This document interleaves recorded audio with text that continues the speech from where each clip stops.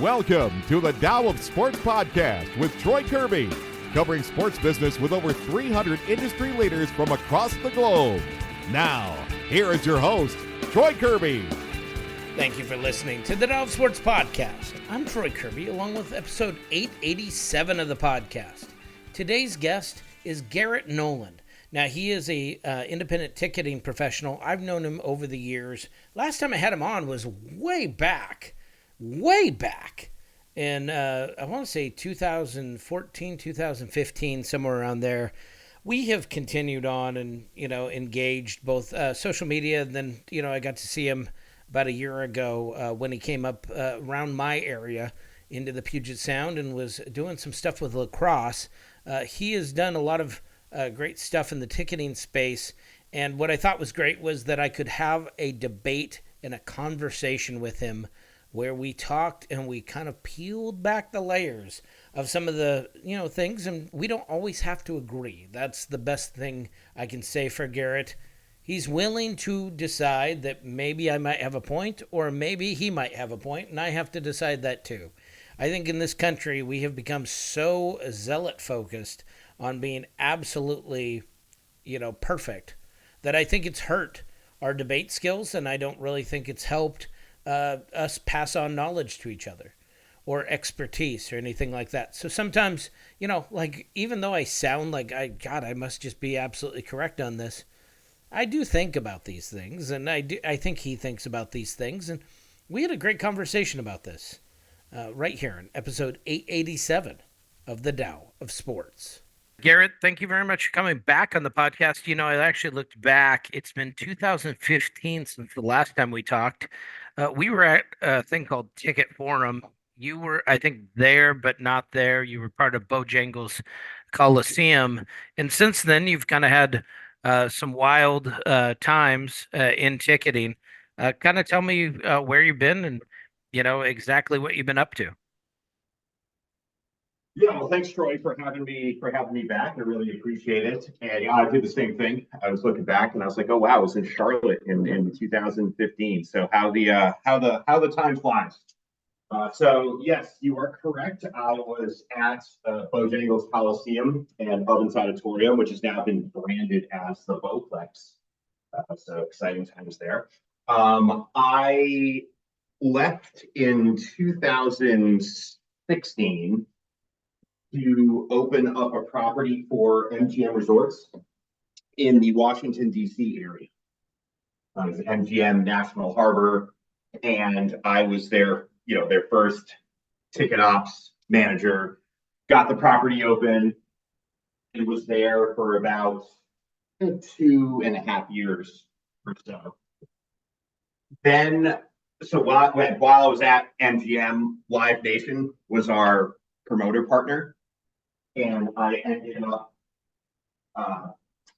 moving over to that side, to the promoter side with Live Nation, which is what brought me out here to California, where I currently reside in the LA area. And I was the director of ticketing for the San Diego market, overseeing all the ticketing build outs for all of their promoted shows, in addition to being based at one of the amphitheaters. Then after that, switched over to comedy for a bit, but then the COVID happened. So like everybody else, pretty much in the industry, eventually getting furloughed and then laid off. Especially here in Southern California, there was about a good year and a half really with no live events, or at least live events with fans. Sports obviously coming back a little bit quicker, but they have the TV money behind it, so they can play for a bit without fans. During that time, I started, like in 2021, as stuff started coming back in, I started just picking up little projects here and there on a contract basis. And when it became apparent that a lot of organizations were trying to reopen, but maybe not necessarily bringing back all of their staff right away, I decided to go full-time freelancer and also doing some consulting work in the industry. So I've been doing that now. So basically started my own thing. I've been doing that since really the spring of 2021. So we're coming up on 3 years of working for myself full time. I had always had other side projects and things like that, but yeah, just dove right in, and here we are. Well, the interesting thing about this is, even though yeah, of sports, I mean, that doesn't mean that I'm going to be blind to it.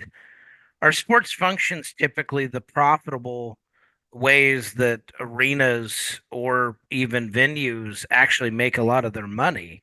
I always wonder if, those an entire season couldn't be done by two concerts. Well, in terms of team sports and how they relate to the venues they play in, you're absolutely correct. They do not make money for those venues. And maybe it really isn't two concerts, but it's certainly not 81 concerts like during the baseball season, or 40 like an NBA or NHL season. And really the reason for that is because the money, and again, I'm speaking from the venue perspective, the money is going to the teams. And because they're your primary tenant, they probably have favorable booking agreements with your venue, things, revenue streams that they might have access to that, say, a concert promoter would not.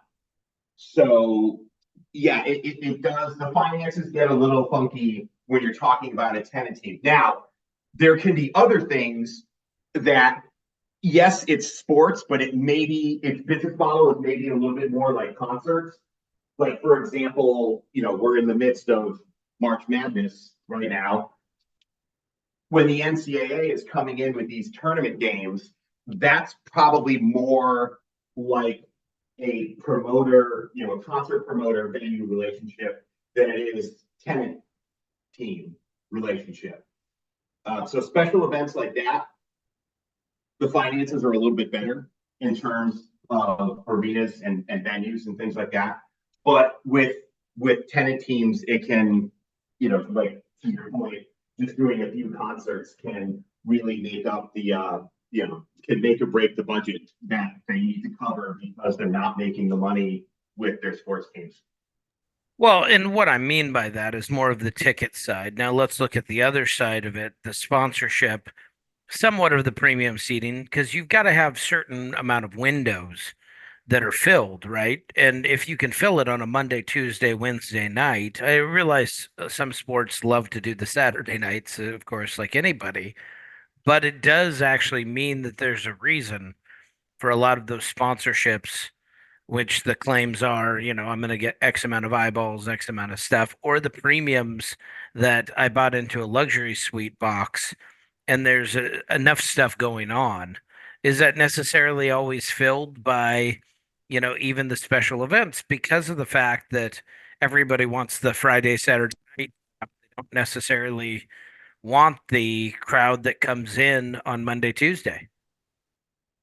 Yeah, and I think that that the whole, a lot of venues I think right now are rethinking their premium structures, like especially on the arena side, for that reason, because there are a lot of premium, let's say suite areas that, yes, it's sold or a company has access to this box, but nobody's using it. Or, and that's not so true every single Monday night, but there's a lot of those midweek games that can be hard to fill some of these premium areas. And then when your salespeople are going back trying to renew these folks, typically it's a multi-year contract for something like that. The company or whoever you're talking to goes back and looks and says, well, hey, we only used our tickets 30% of the time. So like, this is just a waste of money for us. So, there's a few technology products out there in the marketplace that integrate with different ticketing systems that can make it easier to aggregate and distribute all of the tickets, especially if you're a larger company, you have tickets in multiple markets, buildings, all over the country. there's definitely some technology solutions in there because maybe it's just an operational issue. So that can help you there. But I think what we're seeing in the venues now is having like more premium areas, but they're a little bit smaller in scope. So instead of having a full suite of 16 to 20 people, and having there being a rental and food and beverage minimums, and then you also need to pay for the tickets. Now maybe it's a smaller tabletop seating, high boy table area, still separated from the general public, and maybe you have access to a bar and bathrooms that the general public doesn't. You can certainly get table service, but it's much more a la carte, and the initial fees are much lower, and that also expands the group of maybe you just get a bunch of higher income individuals that just are super fans and want to just buy this on their own. You don't necessarily have to, they don't have to be corporate buyers. But this also comes into what you ended up experiencing going into 2016, going into 2018. You had the ability in Washington, D.C. to go with MGM Resorts. Now, normally, that type of casino structure, they would just be comping tickets. They would be rolling out tickets. They really didn't expect the shows to generate money. And this became part of that transformative thing that even before COVID, and especially afterwards with the casino structure, every single ancillary matters. You can't just, you may be able to give away some tickets to some high rollers, but they expect those shows to sell out and those shows to do residency that actually do more than just bring in people that want to gamble. They actually want them to buy things while they're there and consume. Am I not correct in that kind of mentality shift that came about the mid 2010s? Yeah, there's definitely a lot of truth to what you just said. Casinos have entire departments devoted to analytics of their their high rollers. They know exactly how much these people are worth every time they step onto the property, and do everything they can to get folks coming back and again. With regards to entertainment and ticketing, so the property that I was at had a pretty, a fairly small entertainment venue. It was, the capacity was adjustable depending on the type of event, but it was basically between 1,600 and 4,000 people, which is certainly, it's a good size for a theater, but it's certainly nowhere near where you would see an arena. But we used to do arena style shows.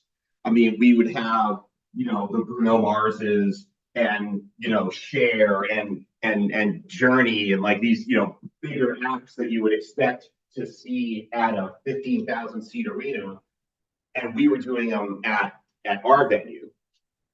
And in terms of the comping tickets model, you'll still see that in some of the showrooms and things like in Vegas, or maybe at some of the regional properties, in some of the smaller markets or whatever. But specifically for us at National Harbor, we had Live Nation as our promoter partner. So even though the casino would request tickets that would be used for certain types of players, basically depending on your level of spend, that determines the access that you get to tickets for events. But there was still, even though the end user of that ticket was not paying, there was still financial consideration. Like, there was a dollar value attached to those tickets.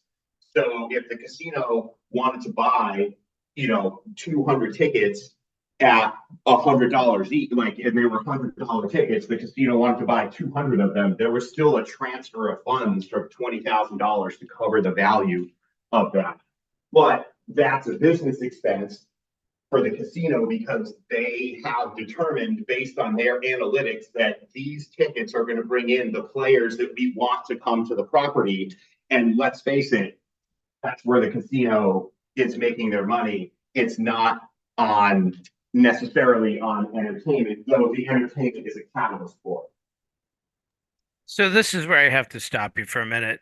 Every single time we hear in tech that somebody has solved ticketing or going to disrupt ticketing, do they even understand what that model is? I mean, a lot of the old systems still are in place or, are still using Cobalt or, C++, or at least they used to.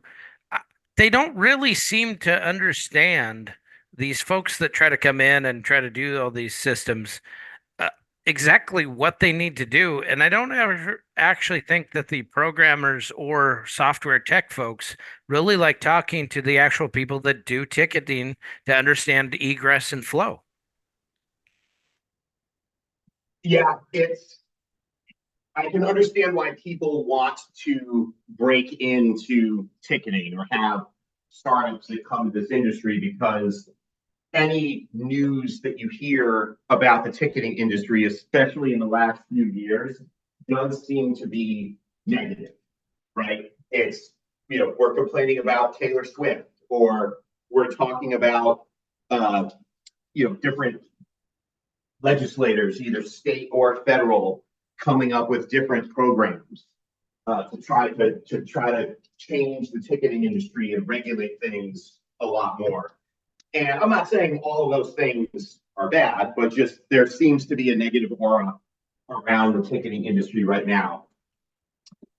And I get a lot of people, just because I'm talking to people all day long, either potential consulting opportunities, or folks just reach out through LinkedIn or whatnot and want to just have a conversation, or maybe at different conferences and stuff like that. But one of the things that I always tell people is that, and I'm speaking in generalities, nobody cares about your tech, because the customers of the ticketing companies are not the ticket buyers. The customers of the ticketing companies are the venues and event organizers that they partner with. And that's who is going, that's who the ticketing companies are going to try to help the most. And the way that they do that is typically financial. 40 years ago, ticketing was an expense. You had to buy equipment if you even had electronic ticketing. You had to have equipment. You had to have all the staff processing stuff. You had to have cash and armored cars and all of these other things. You had to print physical tickets. Ticketmaster found out, basically invented the way for ticketing to become at the very least, a revenue share process, where venues and event organizers took their ticketing process and now were able to turn it into a financial model that made them money.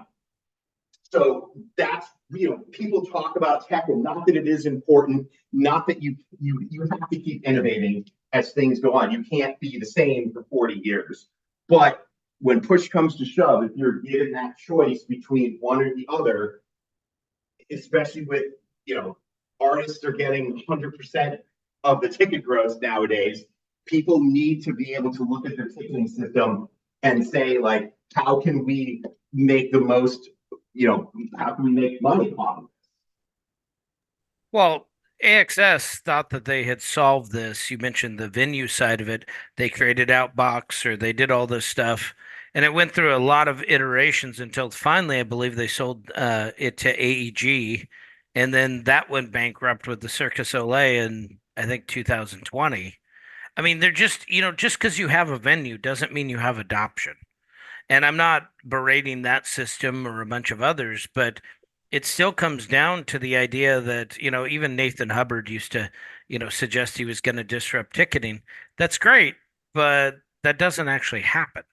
And just because you think you're going to disrupt something, there's a lot of people involved. You mentioned the legacy systems. They're just not going to move. Yeah, I mean, it doesn't matter what you think. Right. And I think if there is going to be, quote unquote disruption, like I always kind of hate that term a little bit. It's like, just things are, well, we didn't skip that. But where I think the change you're going to see is going to be coming from the inside a little bit. Like I look at SeatGeek. SeatGeek was, or is by and large a successful resale platform, meaning that they're on the secondary market. So they weren't selling tickets, but they weren't the original ticket seller. They were just a marketplace for people to list their tickets to resell them. So it was either brokers mostly, but certainly some fans or other people that couldn't go to games. But then what happened is SeatGeek started getting into the primary market. Similarly, Ticketmaster kind of went the other way, where they were obviously a primary seller, and now they have a secondary seller that's part of their system. But SeatGeek started landing some very large-scale primary ticketing clients.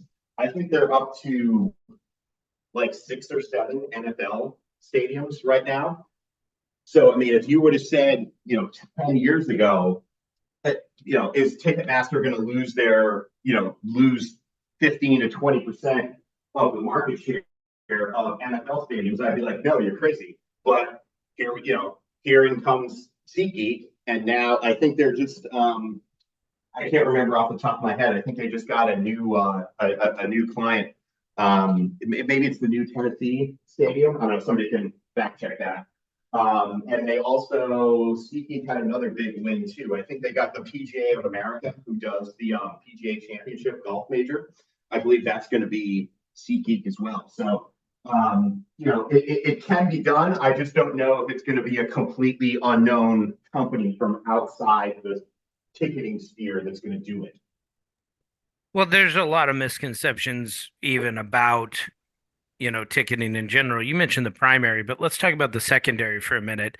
If the Taylor Swifts and all of these folks really wanted to eliminate the secondary market, they wouldn't be two of the largest brokers in the world. The same with, Bruce Springsteen, whose promoters go out, now it used to be in Vegas, now it's in Nashville, the Ticket Summit or whatever. I mean, all of the worst teams or worst, things that need to have those things sold out, they call them partners. They all go to one conference or they know who to call. This idea that somehow we've divorced ourselves from the reality of who sells what and how. I mean, Ticketmaster has basically been a giant holding company for a lot of these brokers to be able to shovel their tickets in, because they know they'll get paid on the, the end of being able to make a single exchange. Every time somebody buys a ticket and then sells it, they now get an extra fee.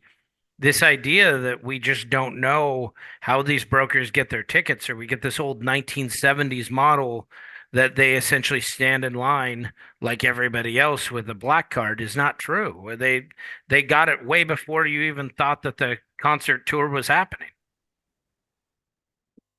Yeah, there's different ways that brokers can get their tickets. There's definitely partnerships, either with specific artists, promoters, or venues, where you just know, like, hey, if you're a big broker in a market, you might just have a relationship with that venue, and there'll be you're going to have a certain amount of access to a certain amount of tickets for a show, and they'll probably process it internally too, so maybe you're not paying some of the same fees as the general public, or maybe they just set it up as it's like a special online promo thing that only you have access to. I mean, there's several different ways that you can do it nowadays.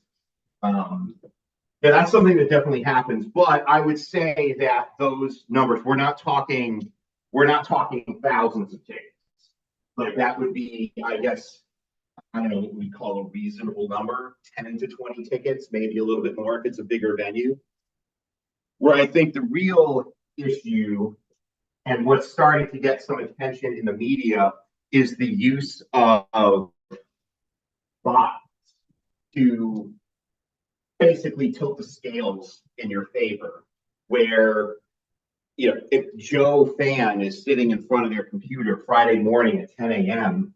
logging in with one account and trying to get tickets, you're going up against a person, a company that has the technology to try to complete 1,000 sales in that same time frame and can just sort of overwhelm the system right at when the tickets go on sale, and it leaves, quote unquote, the regular fans just kind of shit out of luck, basically.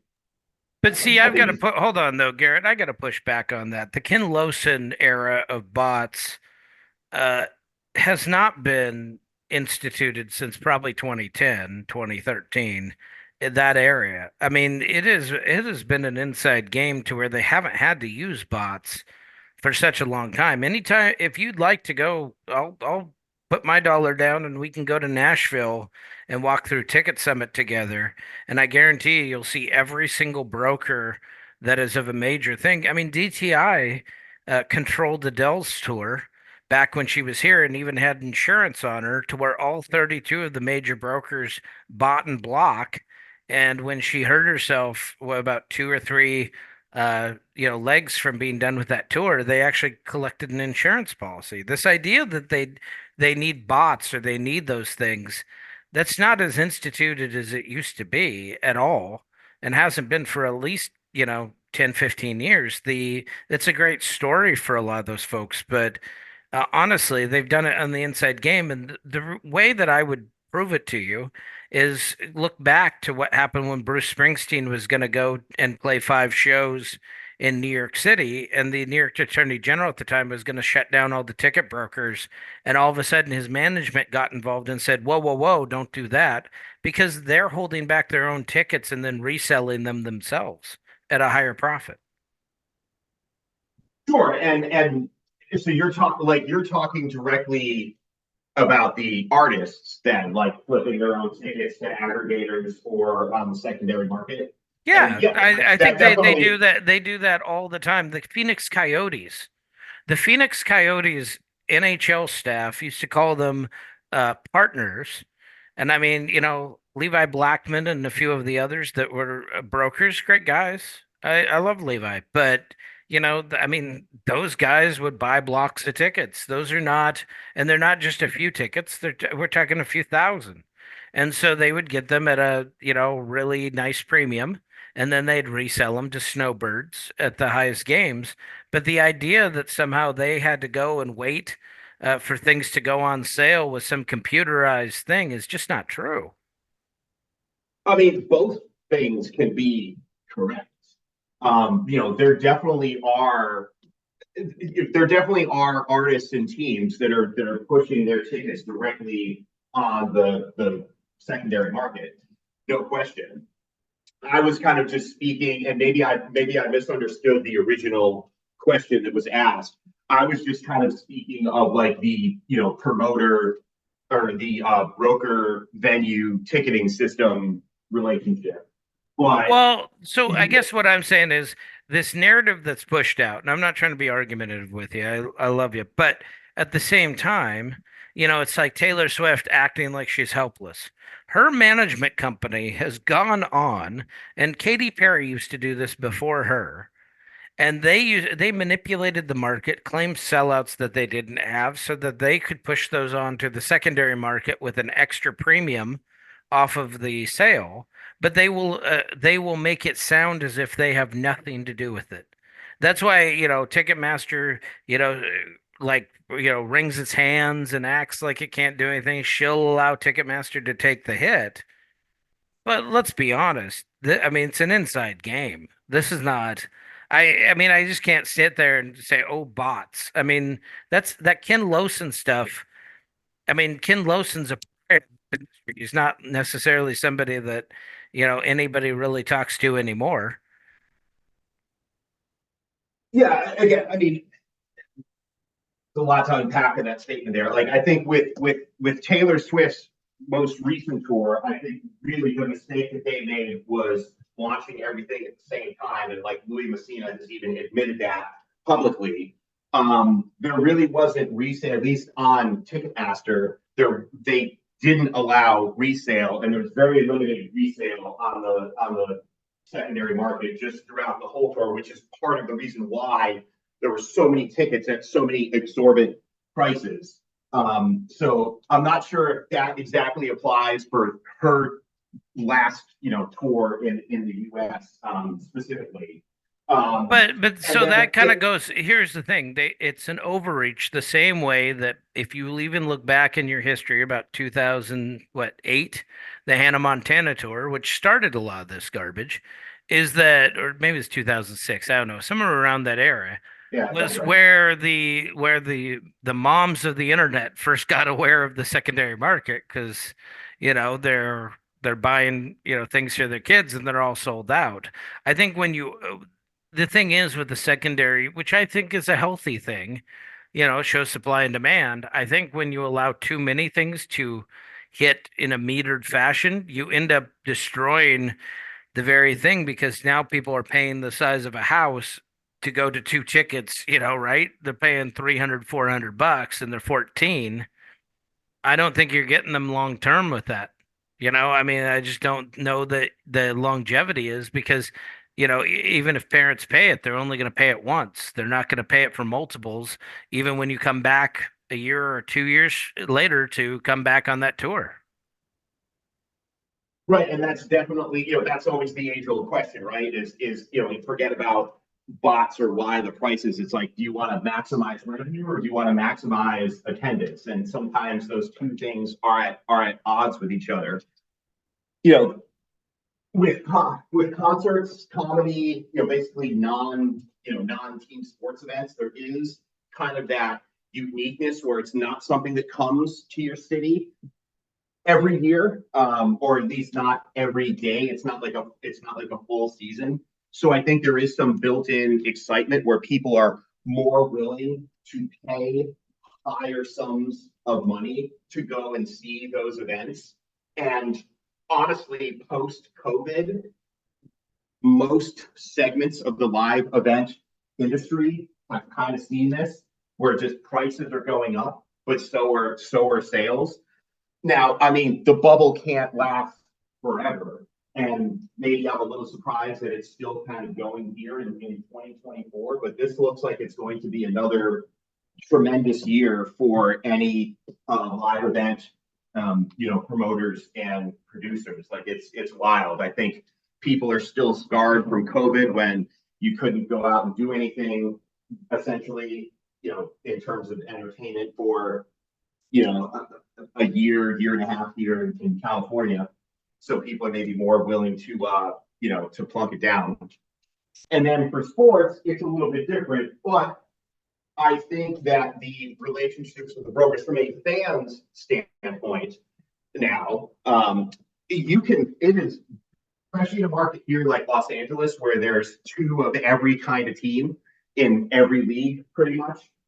If you're willing to be a little bit flexible on dates, like you can go see high quality sporting events and pay less than $50 a ticket.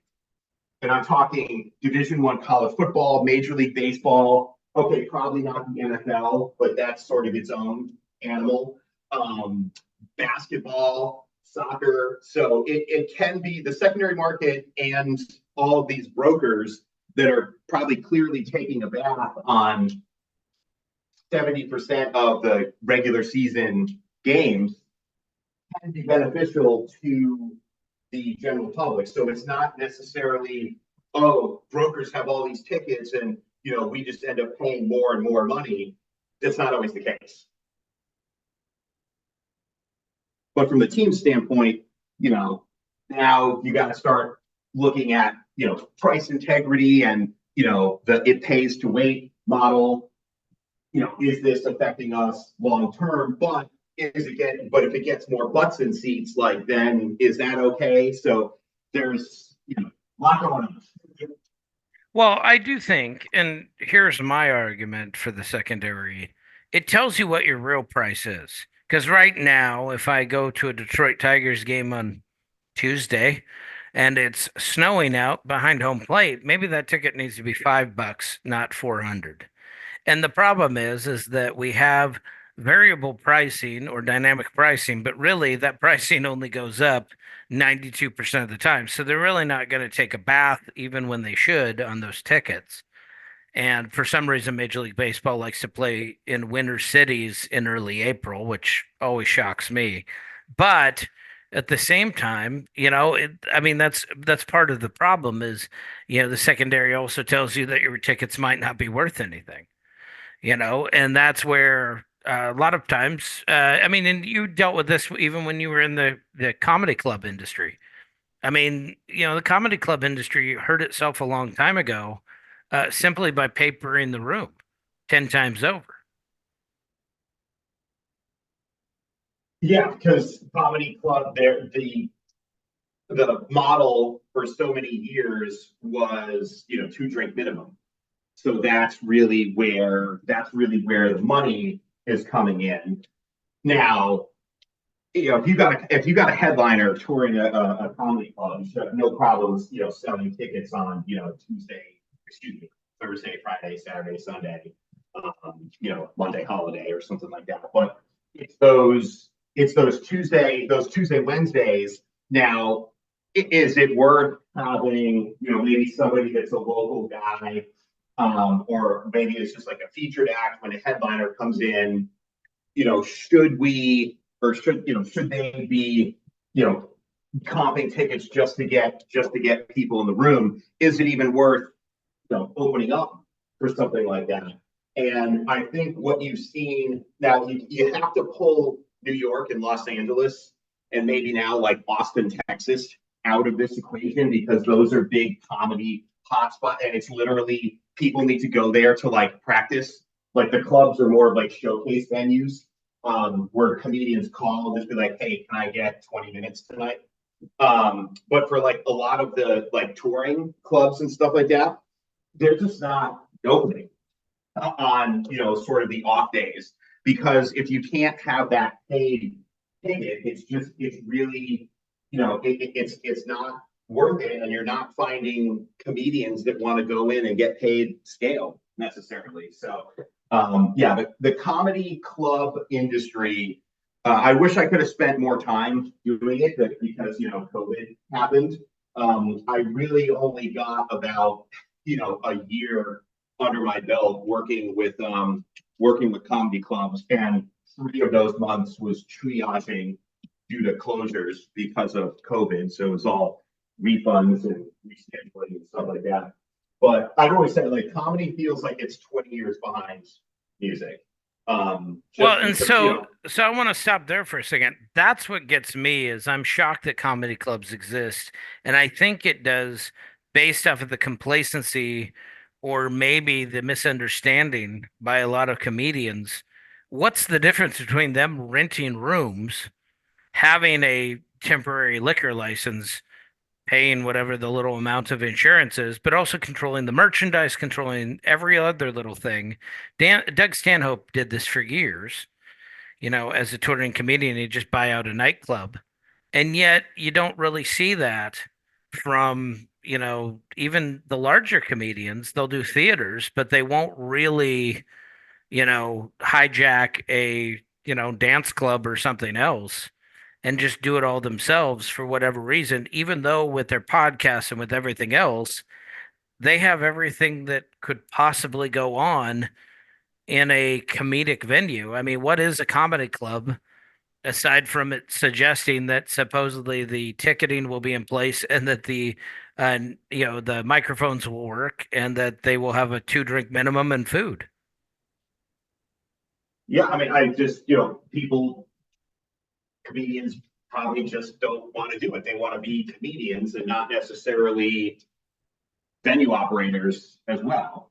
But yeah, I mean, if you hire a business manager or two that wants to run these events for you, like it's definitely possible. And there are some, I mean, I've seen some people do it. There's a few venues here in LA that I wouldn't consider them to be comedy clubs. They're more of just, an entertainment club or live event space, whatever you want to call it.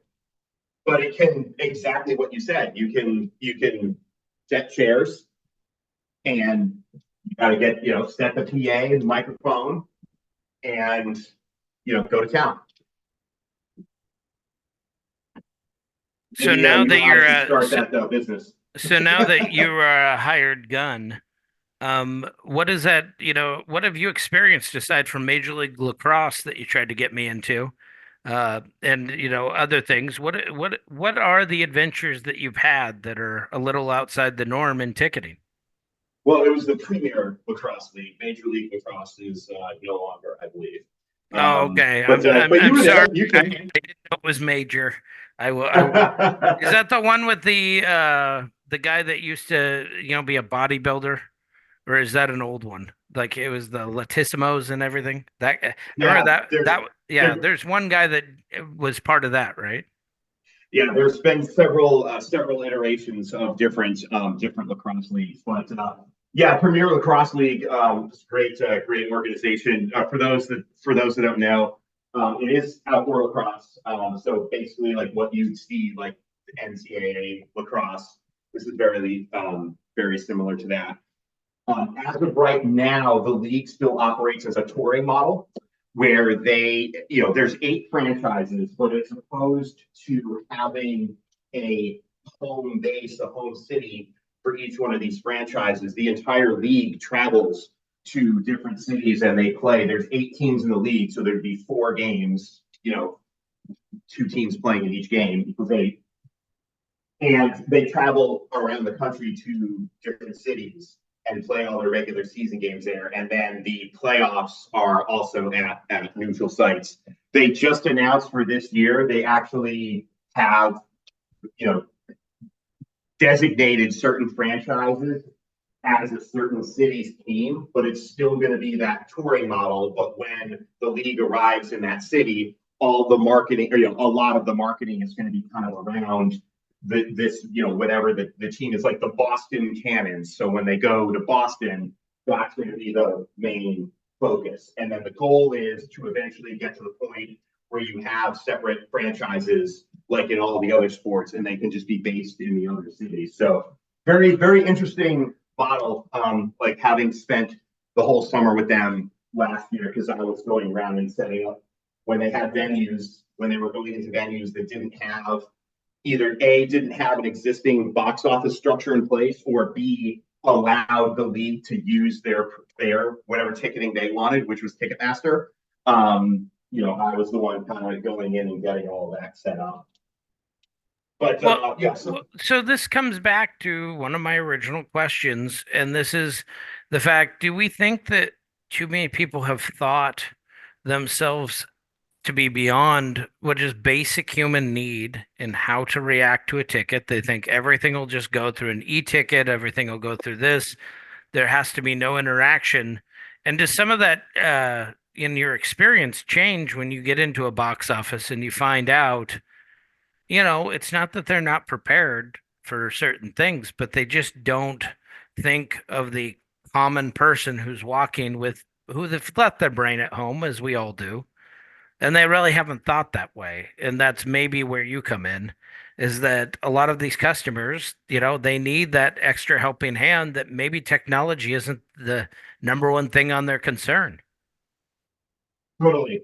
I've spent the bulk, it seems, of the last 3 years helping people navigate their phones and find their tickets. The technology has made it a little bit easier too, where a lot of the ticketing, the actual operating systems are now app-based or at least web-based, to the point where you can use an iPad or something where you don't need to be locked in behind bulletproof glass like in the old days of box offices. You can actually go out and you can engage people right at the gate or in sort of that general area as they're walking up to be able to help folks. And I know whenever there's a mandated switch to something, basically everybody went paperless or digital tickets post COVID, using COVID as the excuse to move in this direction. And there were some people that were upset by it, but there's a lot more advantages to having the digital ticket versus the way that it was with PDFs or physical tickets and things like that. But it's important to have that don't fire your box office staff. You just have to flip them more into customer service roles, because there's always going to be people that have questions about accessing their ticket, or maybe somebody just their phone died, or just like a really basic thing.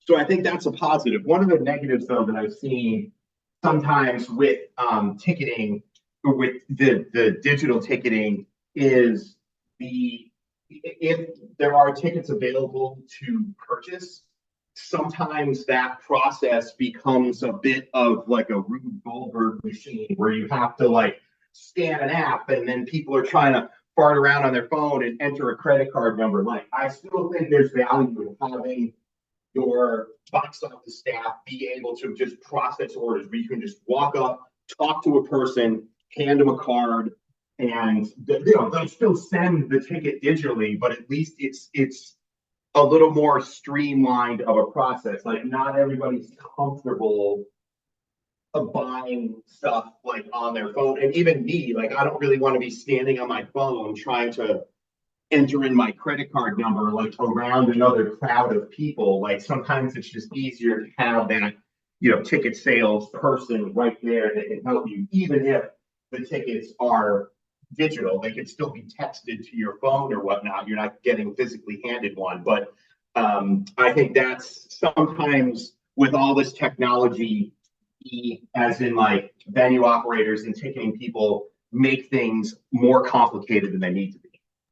Well, and I hate to play this when it was a game kind of stuff, but I mean, like, I think the least amount of frustration you can have, and it always comes back to, one time when I was at Seattle U, we had I think it was like 2006. They showed us live streaming, and this guy went through all these technical things back when the internet was still confusing, especially video live streaming. And one guy goes, "Can you show me how to plug it in? I know how to plug stuff in." And what it got to me was the idea, you're expecting everybody to have a CIT, right? You're expecting people to be at the technical level of IT professionals, and that's just not the case. And that doesn't mean they're stupid, but I mean, you can't expect people to know all that. And if they're buying your tickets, you have to help them. Right, exactly. And there's a lot of people that they might have the latest iPhone 15 or whatnot, but you'd be shocked at how little they actually know how to use their phones. Generally speaking, it is like it is the older crowd. Not trying to like scapegoat people or anything like that, but it just when if you're not on your phone all the time, or like a very online person, like, using your phone can be almost seen as like a negative. Like, I know my 73-year-old mom like hates using her phone. Like, she'll do everything that she can to not have to do a phone, just because it's not that she can't, or she'll eventually figure it out, but it just you existed in a world for 50 something years where this just wasn't a thing, and they were probably late adopters to the technology anyway. So we're looking at someone that probably didn't have a smartphone until like the mid 2010s now is being forced to use it for a lot more things than they're necessarily comfortable with. So that's why I think it's important to have those ticket resolution and customer service people to step in and just be able to at least just be able to talk to people, like, while they complain about having to use their phone. And sometimes too, the case is it's not even really technology or phone related. Sometimes it's people, they just they left their they don't have the right glasses on, because they left their glasses to read stuff up close in the car, because they didn't think that they would have to be navigating their phones or whatnot.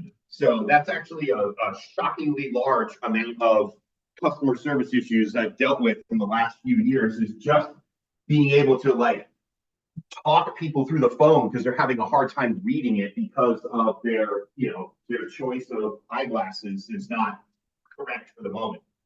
Oh God, if it went, so player pass, which is, every NCAA athlete has a certain amount of tickets they can leave, and I don't still know why they do it with the NIL stuff. Who gives a shit if they give tickets to anybody? But you always Yeah, you had to still have to do have, the separate box offices. yeah, and you'd have to do this player pass thing, but they'd always have to have ID. And what would be funny was the amount of people go, I left my ID in my wallet in my car. Wait, what? Like you just left your wallet in your car, and it's like you have to understand they're just not at the same place you are. I'm just always shocked people would leave a wallet in a car, but or their ID, but people do it. And then you look at, I think the primary example of this is grocery stores. There's a reason that self-service lines are not as packed as regular, lines, when you go into grocery stores. And the reason why is people also like to have human contact, talk to the cashier. They also like to be able to say, hey, that price is wrong, or this is wrong, or question something. I don't think they get that interaction. And technology, even if you go into even education, technology tends to devoid you of the interaction process, which I don't think makes you actually smarter. I think it makes you dumber because you tend to have those questions and then divorce yourself from the idea that you need to ask questions. So it makes you less inquisitive. And I always wonder with the ticket process and with everything else, if you're talking to somebody, are you also not going, well, are there other seats available that I should be looking for?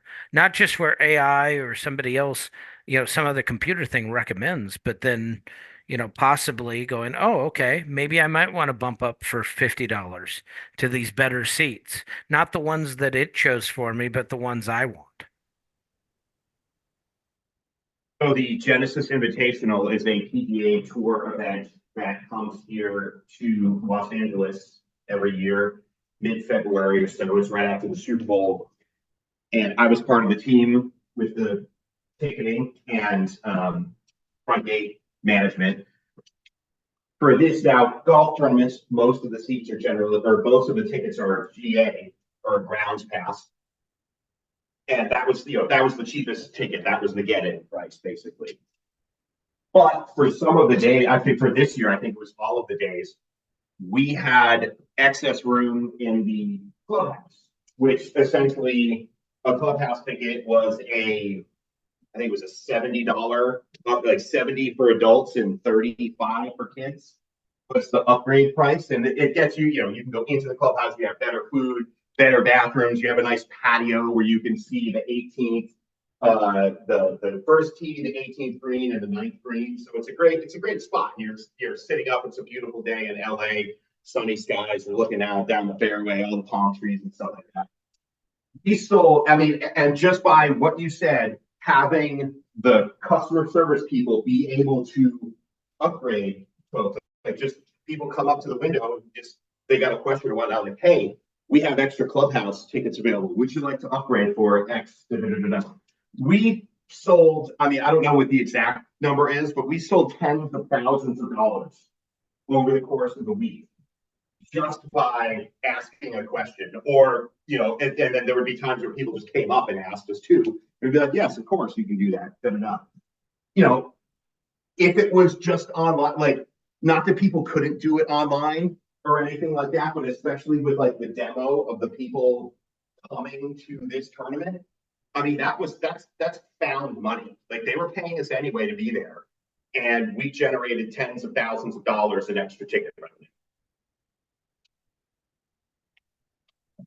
And isn't that the source? Just the idea that we can upsell and not through manipulative tactics, but just have the ability for interaction, which I think, people mistake. It's not just you with a Jedi mind trick, right? And some of those kind of break down the sales things, but you actually caring, which I think people see the difference in, whether it's a server at a bar. It's great you can replace all those people with technology, but it's not the same when that person knows your order, knows everything you do.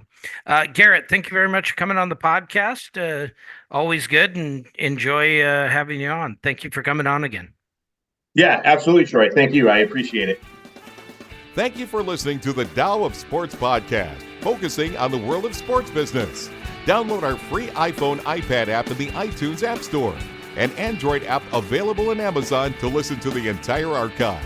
Or check out sportsdow.com for more podcasts, blog posts, and videos. All episodes of the Tao of Sports podcast are copyrighted and trademarked.